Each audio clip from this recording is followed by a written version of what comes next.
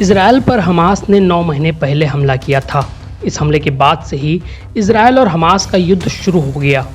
दुनिया भर में इजरायल के खिलाफ प्रदर्शन हो रहे हैं, लेकिन अब यह बात भी सामने आ रही है कि युद्ध के कारण हमास लीडरशिप भी परेशान हो गई है।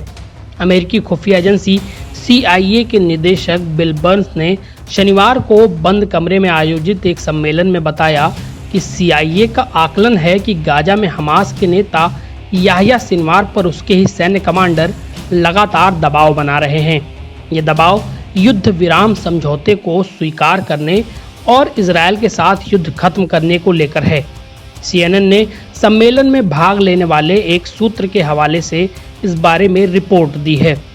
बर्न्स ने सम्मेलन में कहा, इजरायल में 7 अक्टूबर को नरसंहार का मुख्य साजिशकर्ता सिनवार अपनी मौत को लेकर चिंतित नहीं है, लेकिन गाजा में पीड़ा और फिलिस्तीनियों की मौत के लिए दोषी ठहराए जाने को लेकर दबाव का सामना कर रहा है।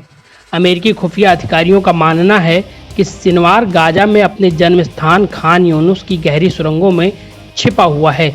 हमास के लिए इजरायल के साथ किसी भी डील को स्वीकार करने या न करने से जुड़ा निर्णय लेना उसी के हाथ में है। बर्न्स ने कहा कि अब इजरायल और हमास दोनों के लिए इस क्षण जरूरी है कि वह डील करें। बर्न्स ने कहा, लेकिन सिनवार जिस आंतरिक दबाव का सामना कर रहा है वह पिछले 2 सप्ताह में नया है। इसमें वरिष्ठ कमांडरों की ओर से भी दबाव शामिल है, जो लड़ाई से अब थक चुके हैं। सिनवार पर बढ़ा हुआ दबाव तब आया है जब हमास और इजरायल एक रूपरेखा समझौते पर सहमत हुए हैं, जिसे राष्ट्रपति जो बाइडेन ने मई के अंत में रखा था।